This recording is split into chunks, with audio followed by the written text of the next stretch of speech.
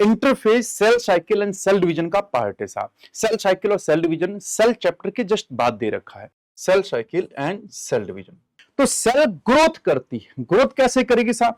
जो भी इसके पास ऑर्गेनेली होंगे उन्हें डबल कर लेगी। सेल डिवीजन में मेन इवेंट्स होते हैं। सेल डिवीजन बहुत ड्रामेटिकल फेज होती है साहब। सेल डिवीजन के कई सारे पार्ट होते हैं, लेकिन मेनली ग्रोथ यहीं पे देखने को मिलती है। सेल साइकिल को हम दो पार्ट्स में बांट सकते हैं, एक सेल ग्रोथ वाला पार्ट और दूसरा सेल डिवीजन वाला पार्ट। अच्छा, इंटरफेज के मैं आगे बताऊंगा, तीन पार्ट होते हैं साहब। तो ये पोस्ट माइटोटिक फेज भी कहलाती है, ये प्री माइटोटिक फेज भी कहलाती है साहब। ऐसा नहीं होता है कि कोई भी इवेंट कैसे भी हो जाए, नहीं साहब, हर इवेंट से सीक्वेंशियल होती हैं और जेनेटिकली कंट्रोल्ड होती हैं। मेटाबॉलिकली क्या होती हैं? एक्टिव। लेकिन इनएक्टिव कैसे होती हैं? सेल डिवीजन के फॉर्म में। इनमें सेल डिवीजनली एक्टिव इनएक्टिव हो जाती है, लेकिन मेटाबॉलिकली एक्टिव होती है। ये खास बात ध्यान रखिएगा साहब। डीएनए का अमाउंट डबल हो जाता है, यानी कि 2C से तो 4C हो जाएंगे, लेकिन क्रोमोसोम के नंबर में कोई चेंज नहीं आएगा। ये बहुत इंपॉर्टेंट क्वेश्चन है। हेलो एवरीवन बच्चों, मैं जगराज सिंह, बॉटनी फैकल्टी। आज आपके लिए लेके आया हूं बहुत प्यारा सा topic, that is the interphase. मैं आपको आज इंटरफेज के बारे में पढ़ाऊंगा। Interphase cell cycle and cell division का पार्ट है साहब। सेल साइकिल और सेल डिवीजन सेल चैप्टर के जस्ट बाद दे रखा है और उसमें बहुत सारे इंपॉर्टेंट कॉन्सेप्ट हैं। तो आओ बात करते हैं किसकी? Cell cycle and cell division की। Cell cycle and cell division. बच्चों एक बात ध्यान रखना, सेल जो होती है वो डिवाइड करती है। सेल जब डिवाइड करती है तो एक सेल है, मान लो सबसे पहले सेल के अंदर थोड़ी ग्रोथ होती है साहब, और उसके बाद सेल डिवाइड हो जाती है दो पार्ट्स में साहब, इस तरीके से। तो सेल पहले ग्रोथ करती है, फिर डिवीजन करती है। सबसे पहले क्या करती है? ग्रोथ। तो this is the cell growth part, and then cell का क्या होता है? डिवीजन होता है। तो पहले सेल की क्या होती है? ग्रोथ, और फिर सेल का क्या होता है? डिवीजन होता है। ग्रोथ पार्ट के दौरान वो ज्यादातर चीजों को अपनी डबल कर लेता है, अब बाद में बांट के दो हिस्सों में कर देता है। ऐसा बांटेगा दो हिस्सों में, एक आजू एक बाजू सा। तो सेल ग्रोथ करती है। ग्रोथ कैसे करेगी साहब? जो भी इसके पास ऑर्गेनेली होंगे उन्हें डबल कर लेगी, डीएनए का रेप्लिकेशन कर लेगी, प्रोटीन बनवा लेगी, और बनवा लेगी साहब क्या? आरएनए की सिंथेसिस करा लेगी। तो पहले सेल ग्रोथ करेगी, this is the part of interphase, and then cell क्या करेगी? डिवीजन। तो दिस इज, इन दोनों को मिला के हम बोलते हैं cell cycle, and this is the cell division. Cell division में मेन इवेंट्स होते हैं। सेल डिवीजन बहुत ड्रामेटिकल फेज होती है साहब। सेल डिवीजन के कई सारे पार्ट होते हैं। अच्छा, ये नहीं है कि सेल ग्रोथ से यहां नहीं होती, सेल ग्रोथ कंटिन्यूअस प्रोसेस होती है। आप किसी एक जगह स्पेसिफाई नहीं कर सकते, लेकिन मेनली ग्रोथ यहीं पे देखने को मिलती है। तो इस तरह से हम सेल साइकिल को दो पार्ट्स में बांट सकते हैं। सेल साइकिल को हम दो पार्ट्स में बांट सकते हैं, एक सेल ग्रोथ वाला पार्ट और दूसरा सेल डिवीजन वाला पार्ट। अगर मैं सेल ग्रोथ वाले की बात करूं तो दिस इज द, अगर मैं सेल ग्रोथ वाले की बात करूं साहब, दिस इज द इंटरफेज, इसे हम इंटरफेज बोलते हैं। और सेल डिवीजन को हम दो हिस्सों में बांटेंगे साहब, एक कहलाएगा कैरियोकाइनेसिस, एक पार्ट कहलाएगा कैरियोकाइनेसिस, एंड दूसरा पार्ट कहलाएगा बच्चे साइटोकाइनेसिस। तो सेल डिवीजन को दो हिस्सों में बांटते हैं, कैरियोकाइनेसिस और साइटोकाइनेसिस। और सेल ग्रोथ को क्या बोलते हैं? इंटरफेज। अच्छा, इंटरफेज के मैं आगे बताऊंगा, तीन पार्ट होते हैं साहब, G1 फेज, S फेज और G2 phase. G1 gap 1 phase साहब, S फेज का मान लो synthesis phase, gap 1 is the synthesis phase, और G2 is the gap 2 phase, this is the gap 2 phase. तो इस तरह से हम इंटरफेज को तीन पार्ट में बांट देते हैं। कैरियोकाइनेसिस की बात की जाए तो कैरियोकाइनेसिस के अंदर आ जाएगा साहब क्या क्या? एक आ जाएगा प्रोफेज, मेटाफेज, एनाफेज और टीलोफेज। तो प्रोफेज, मेटाफेज, एनाफेज और telophase, this is the karyokinesis. अच्छा, कैरियोकाइनेसिस और साइटोकाइनेसिस दोनों को मिला के बोलते हैं सेल डिवीजन, या चाहे तो आप बोल सकते हैं एम फेज। इस तरह से सेल साइकिल के दो पार्ट हो गए, एक हो गया इंटरफेज, एक हो गया इंटरफेज, और दूसरा हुआ एम फेज। इंटरफेज में होता है G1, S और G2, जबकि एम फेज में होता है कैरियोकाइनेसिस और साइटोकाइनेसिस। कैरियोकाइनेसिस में प्रोफेज, मेटाफेज, एनाफेज और टीलोफेज होता है। अगर मैं इसको दिखाऊं तो कुछ इस तरह से होगा साहब, this is the G1 phase, ये S फेज होगी, ये G2 फेज होगी साहब, G1, S और G2 फेज होगी साहब।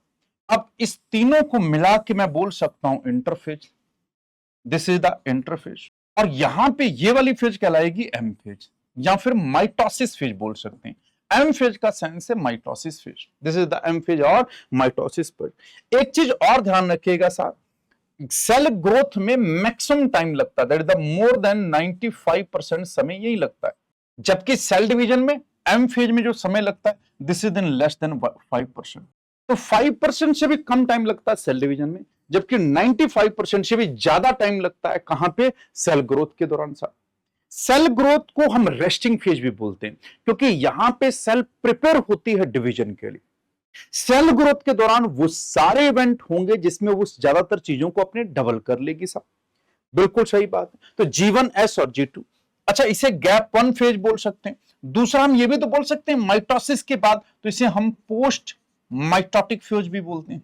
This is the post mitotic phase. चूंकि ये माइटोसिस से पहले होती है इसलिए इसे हम G2 को हम बोल देते हैं pre mitotic phase. This is the pre mitotic phase.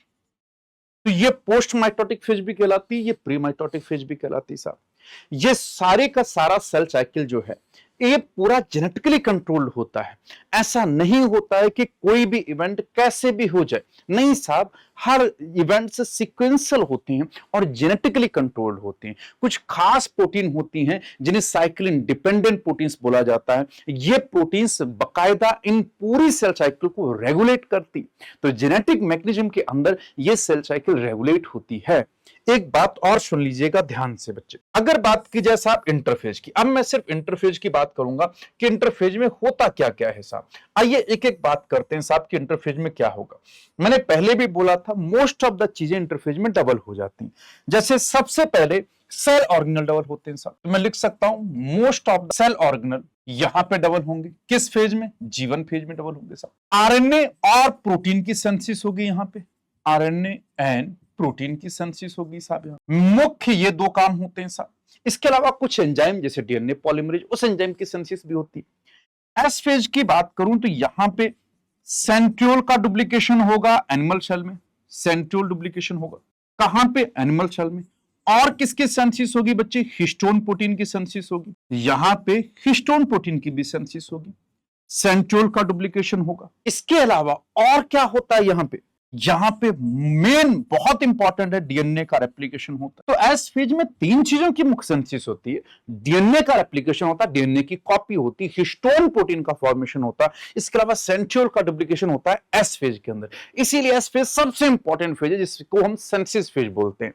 अब G2 फेज में क्या होता है, G2 फेज में जितनी भी आरएनए और प्रोटीन बचा होता है उसकी सिंथेसिस यहीं पे हो जाती, तो बचे हुए आरएनए एंड प्रोटीन की सिंथेसिस यहां पे होती है, बचे हुए आरएनए और प्रोटीन की सिंथेसिस होती है। और क्या होगा यहां पे, इसके अलावा ट्यूबुलिन प्रोटीन की सिंथेसिस होती है यहां पे। अच्छा most of the cell organelle तो यहां डुप्लीकेट होते हैं, लेकिन जिनके पास डीएनए होता है उनका डुप्लीकेशन यहां होता है। तो यहां पे किस किस का डुप्लीकेशन होगा, माइटोकॉन्ड्रिया का, माइटोकॉन्ड्रिया का एंड क्लोरोप्लास्ट। माइटोकॉन्ड्रिया और क्लोरोप्लास्ट की सिंथेसिस भी G2 फेज में होती। तो G2 फेज में माइटोकॉन्ड्रिया क्लोरोप्लास्ट की सिंथेसिस होती, ट्यूबुलिन प्रोटीन की सिंथेसिस होती, आरएनए और प्रोटीन की सिंथेसिस होती, जो बचा हुआ होता है ऐसा। यहां पे सेंट्रियोल, हिस्टोन और डीएनए का सिंथेसिस होता है कहां पे, एस फेज में। तो ये G1 S और G2 के सबसे मेन इवेंट होते हैं, ये याद रखिएगा साहब। कितना समय लगता है, मोर देन 95%। जैसे कि human cell in culture medium, human cell in culture medium ये लगभग 24 आवर्स में डिवाइड करती साहब, 24 आवर्स में। 24 आवर में लगभग 23 घंटे इंटरफेज में लगते हैं और 1 घंटा एम फेज के अंदर लगता है। यानी कि एम फेज में सबसे कम लगता है, सबसे ज्यादा समय G1 में लगता है, फिर एस में, फिर G2 में, और सबसे कम समय एम फेज में लगता है। एम फेज में तो लेस देन 5%, और बचा हुआ सारा समय कहां लगता है, इंटरफेज के अंदर। कहां लगता है, इंटरफेज के अंदर। क्या बात समझ में आई। और देखो साहब, जैसे ईस्ट की सेल है साहब, ईस्ट की सेल वो लगभग 90 मिनट में डिवाइड कर जाती है साहब। तो यानी कि cell division cell to cell, organism to organism vary करेगा। तो सेल साइकिल का जो समय है वो ऑर्गेनिज्म के हिसाब से और सेल के हिसाब से वेरी करता है साहब। ऑर्गेनिज्म बदलेगा, सेल साइकिल का समय बदल जाएगा। अगर सेल बदलोगे तब भी सेल साइकिल का समय बदल जाएगा। यानी डिवीजन करने का समय हर सेल का अलग अलग हो सकता है, ये जरूर ध्यान रखना है साहब। ठीक, तो ये कुछ कुछ बातें थी साहब इंटरफेज की। एक बात और ध्यान रखिएगा, यहां पे जब हम डीएनए के रेप्लिकेशन की बात करते हैं तो डीएनए के रेप्लिकेशन का सेंस यहां पे बिल्कुल ये नहीं है। यहां पे डीएनए रेप्लिकेशन का कतई सेंस नहीं कि क्रोमोसोम का नंबर बढ़ जाएगा। क्रोमोसोम का नंबर नहीं बढ़ता है, अमाउंट बढ़ता है। डीएनए रेप्लिकेशन एस फेज में होता है, तो हम बोल सकते हैं साहब यहां पे जितना भी डीएनए का अमाउंट होगा, मान लीजिए यहां पे डीएनए का अमाउंट 2C, यहां पे डीएनए का अमाउंट क्या है, 2C। और यहां पे क्रोमोसोम नंबर जो मान लीजिए, क्रोमोसोम नंबर ये हमने मान लिया 2n है। तो आफ्टर एस फेज के बाद जो डीएनए का अमाउंट होगा, एस फेज के बाद डीएनए का अमाउंट क्या हो जाएगा 4c, 2c से क्या हो जाएगा 4c, लेकिन क्रोमोसोम के नंबर में कोई चेंज नहीं आएगा। Chromosome number as it is 2n के 2n रहेंगे, क्रोमोसोम नंबर में कोई चेंज नहीं आएगा। अगर वहां 2n है तो यहां पे भी 2n हो, तो क्रोमोसोम नंबर में कोई चेंज नहीं आता, अमाउंट डबल हो जाता डीएनए के रेप्लिकेशन से। सर तो नंबर कहां पे डबल होंगे? नंबर डबल होंगे आफ्टर एनाफेज, एनाफेज के बाद क्रोमोसोम नंबर डबल होते हैं, अमाउंट यहां पे डबल हो जाता है। पक्की बात सा। आरएनए प्रोटीन की सिंथेसिस दोनों जगह पे होगी, ये खास बात ध्यान रखिएगा सर। किसी भी सेल को डिवीजन करना है या नहीं करना, वो जीवन फेज में ही डिसाइड हो जाता है। अगर उस सेल को डिवीजन नहीं करना होगा तो जीवन खत्म होने से पहले ही वो निकल जाती है और इंटर कर जाती है जी नॉट फेज में। जी नॉट फेज को क्विसेंट स्टेज बोलते हैं। इस स्टेज में जाने के बाद सेल जो होती है वो डिवीजन नहीं करती, मेटाबॉलिकली तो एक्टिव होती है लेकिन डिवाइड नहीं करती। हाँ, कभी कभी कुछ सेल वापिस से डिवीजन कर लेती हैं, सेल्स को अपनी लॉस सेल या डेड सेल्स को रिपेयर करने के लिए। तो एक फेज और हो गई साहब, कौन सी फेज? G naught phase. तो जी नॉट फेज बोलो या फिर इसे क्विसेंट फेज बोला जाता है, जी नॉट फेज और क्विसेंट फेज। तो इसके लिए मैं बोल सकता हूं साहब, some cells in adult animals do not exhibit division और डिवाइड्स occasionally। divides occasionally का मतलब क्या हुआ? to replace lost or dead cell। dead या replace सेल को, सॉरी लॉस्ट या फिर डेड सेल को रिप्लेस करने के लिए सेल क्या करती हैं? डिवाइड कर जाती हैं साहब। ठीक है नहीं? ऐसा कहां पे होता है? एडल्ट एनिमल्स के अंदर। तो कुछ सेल एडल्ट एनिमल में ऐसा करती हैं, ठीक है नहीं? And enters into and exit G naught phase, जीवन phase, exit G naught phase, enters into inactive into an inactive stage known as G naught phase or quiescent। अच्छा, G naught phase में सेल्स जो होती हैं, sales metabolically active होती, metabolically क्या होती? Active. लेकिन इनएक्टिव कैसे होती? सेल डिवीजन के फॉर्म में। इनमें सेल डिवीजनली एक्टिव इनएक्टिव हो जाती है लेकिन मेटाबॉलिकली एक्टिव होती है। ये खास बात ध्यान रखिएगा साहब। एक बात और याद रखनी है जो मैं बार बार बोल रहा हूं, पहले भी बताया हूं कि साहब डीएनए का अमाउंट डबल हो जाता है, यानी कि 2c से तो 4c हो जाएंगे लेकिन क्रोमोसोम के नंबर में कोई चेंज नहीं आएगा। ये बहुत इंपॉर्टेंट क्वेश्चन है साहब। तो ये सारी बातें मैंने बता दी आपको साहब, किसकी? सेल साइकिल के लिए। अच्छा, एक बात और याद रखिएगा, अगर पूछा जाए कि माइटोसिस या एम फेज मेनली कहां पे चलेगी साहब, तो ये मेनली डिप्लॉयड सेल्स में चलती है, खास करके एनिमल में डिप्लॉयड सेल में ही चलती है। कुछ फ्यू एक्सेप्शन हैं जिनमें हैप्लॉयड सेल्स में भी चलती है, जैसे सोशल इंसेक्ट, हनी भी हो गया। लेकिन प्लांट सेल की बात की जाए तो प्लांट सेल में हैप्लॉयड सेल और डिप्लॉयड सेल दोनों के अंदर इक्वली माइटोसिस होती है, यानी हैप्लॉयड सेल भी माइटोसिस करती हैं और डिप्लॉयड सेल भी माइटोसिस करती है। तो ये सारी बातें थी इंटरफेस रिलेटेड, और मैं तुम्हें एनसीईआरटी में भी ये सारी बातें दिखा देता हूं। एनसीईआरटी क्या करी? देखिए सेल साइकिल के लिए एनसीईआरटी करी cell division is a very important process in all living organ. सारे लिविंग ऑर्गन में सेल डिवीजन बहुत इंपॉर्टेंट प्रोसेस है। During the division of cell, DNA replication and cell growth also takes place. Cell division के दौरान DNA का replication होता है, cell की ग्रोथ होती है। डीएनए का रेप्लिकेशन स्पेसिफिक टाइम पे होता है, that is the S phase, और ग्रोथ लगभग कंटिन्यूअस प्रोसेस हो, लगातार चलती रहती है। ठीक, आगे क्या कह रहा है कि all these process that is cell division, DNA replication and cell growth hence have to take place in a coordinated way to ensure correct division and formation of progeny cells containing intact genome। करेंगे cell division, DNA replication और cell growth, इन सबको coordinated तरीके में होना चाहिए। ऐसा नहीं कि कभी भी डीएनए रेप्लिकेशन कर रहा है, कभी भी सेल ग्रो कर रही, कभी सेल डिवाइड कर रही। अगर कोऑर्डिनेटेड वे में होंगे तभी जीनोम्स का जो करेक्ट डिस्ट्रीब्यूशन होगा उनकी डॉटर सेल के अंदर साहब। ठीक, जीनोम क्या होता है? हैप्लॉइड सेट ऑफ क्रोमोसोम को हम जीनोम बोल देते हैं। आई कह रहा था sequence of events by which a cell duplicate, वो सीक्वेंस जिससे सेल डुप्लीकेट करती है अपना जीनोम। सेल अपना जीनोम कब डुप्लीकेट करेगी? एस फेज में। Synthesize the other constitute of cell, cell के अदर कॉन्स्टिट्यूट सिंथेसाइज होंगे, वो कहां होंगे? जी1 में और जी2 में। जैसे कि सेल ऑर्गेनल डुप्लीकेट कर रहे हैं, आरएनए प्रोटीन की सिंथेसिस हो रही, एंड इवेंचुअली डिवाइड्स, और बाद में क्या कर जाएगी? डिवाइड कर जाएगी टू डॉटर सेल में। इसी को क्या बोला जाता है? Cell cycle. ठीक, although यद्यपि cell growth in terms of cytoplasmic increase is a continuous process, ये पहले भी बोला था मैंने कि सेल ग्रोथ एक कंटिन्यूअस प्रोसेस होती है। DNA synthesis occurs only during one specific stage in the cell cycle. DNA replication सिर्फ एक स्पेसिफिक टाइम के दौरान ही होगा, जबकि सेल की ग्रोथ कंटिन्यूअस प्रोसेस होती है। डीएनए का रेप्लिकेशन कब होगा? एस फेज के अंदर। द रेप्लिकेटेड क्रोमोसोम यानी कि DNA or then distributed to daughter nuclei by a complex series of event during cell division. These event themselves under genetic control। कह रहे हैं कि जो रेप्लिकेटेड क्रोमोसोम होंगे, जिसका रेप्लिकेशन हमने कब किया? एस फेज में, बाद में इन्हें डॉटर सेल में भेज दिया जाएगा by a series of complex series of events. एक कॉम्प्लेक्स सीरीज ऑफ इवेंट्स होती है, प्रोफेज, मेटाफेज, एनाफेज, टीलोफेज, वो सब होगा sir.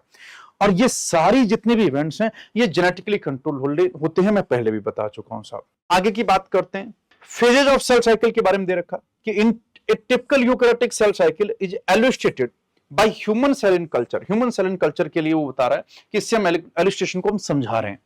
These cell divide once in approximately every 24। कह रहा है कि ये सेल हर 24 घंटे में डिवाइड करती हैं, ठीक है। However, this duration of cell cycle can vary from organism to organism and also from cell type to cell type। तो सेल टू सेल वेरी करेगा और ऑर्गेनिज्म टू ऑर्गेनिज्म वेरी करेगा ये सेल डिवीजन का जो ड्यूरेशन है। जैसे yeast के लिए, yeast can progress through the cell cycle in only about 90 minutes. Yeast के अंदर 90 मिनट्स के अंदर सेल डिवीजन हो जाता है साहब। The cell cycle is divided into two basic phases, that is the interphase and M phase. Interphase और M phase के अंदर हमने बांट दिया साहब किसको? सेल साइकिल को साहब। अब आगे देखिए क्या कह रहा है कि M phase represent the phase when the actual cell division or mitosis occur and the interphase represent the phase between two successive M phase. M phase वो है जब एक्चुअली में सेल डिवीजन हो रहा है, और इंटरफेज दो एम फेज के बीच की स्टेज को हमने बोल दिया इंटरफेज, इसीलिए उसको हम बोलते हैं interphase. It is significant to note that in 24 hour average duration of cell cycle of a human cell, cell division proper last for only about an hour. कह रहा है 24 घंटे में सेल डिवीजन एक्चुअली में लगभग 1 घंटे में हो जाता है, यानी एम फेज लगभग 1 घंटे में होगी, बाकी समय में क्या होगा? इंटरफेज होगी, यानी सेल ग्रो करेगी। The interphase lasts more than 95% of duration of cell cycle। Interphase में 95% से भी अधिक समय लगता है, 23 घंटे से भी ज्यादा समय किसमें लगेगा? सेल को इंटरफेज में। The M phase starts with the nuclear division corresponding to the separation of daughter chromosome। M phase कैसे स्टार्ट होगा? पहले न्यूक्लियर डिवीजन होगा और उसके बाद डॉटर क्रोमोसोम का सेपरेशन हो जाएगा, यानी पहले कैरियोकाइनेसिस होगी and usually ends with the division of cytoplasm. बाद में क्या होगा? साइटोकाइनेसिस।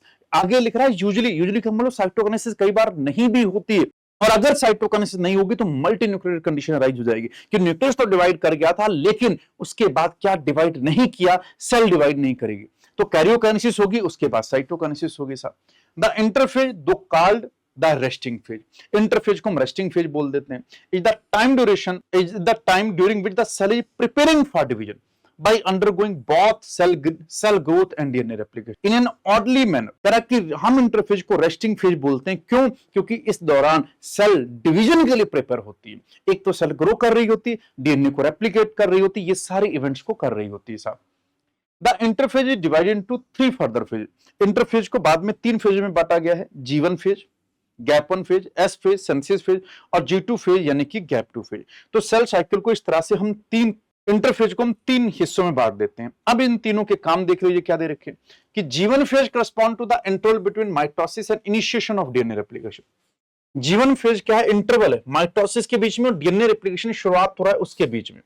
G1 फेज के दौरान सेल मेटाबॉलिकली एक्टिव होती है and continuously grow but does not replicate it's DNA. G1 के दौरान सेल मेटाबॉलिकली एक्टिव होती है, सेल ग्रोथ करती है बट अपना डीएनए रेप्लिकेशन नहीं करती। एस फेज और synthesis phase marks the period during which DNA synthesis or replication takes place। S phase वो फेज जब डीएनए एक्चुअली रेप्लिकेट करता है, इसी फेज के दौरान डीएनए का रेप्लिकेशन होता है, ठीक। During this time the amount of DNA पर सेल डबल। इस दौरान डीएनए का अमाउंट डबल हो जाता है। अगर इनिशियल अमाउंट डीएनए का 2C होगा तो बाद में 4C हो गया होगा। However, ये बहुत इंपॉर्टेंट है, however, there is no increase in the chromosome number if the cell had diploid or twin number of chromosomes at G1, even after S phase, the number of chromosome remains the same, that is the 2n।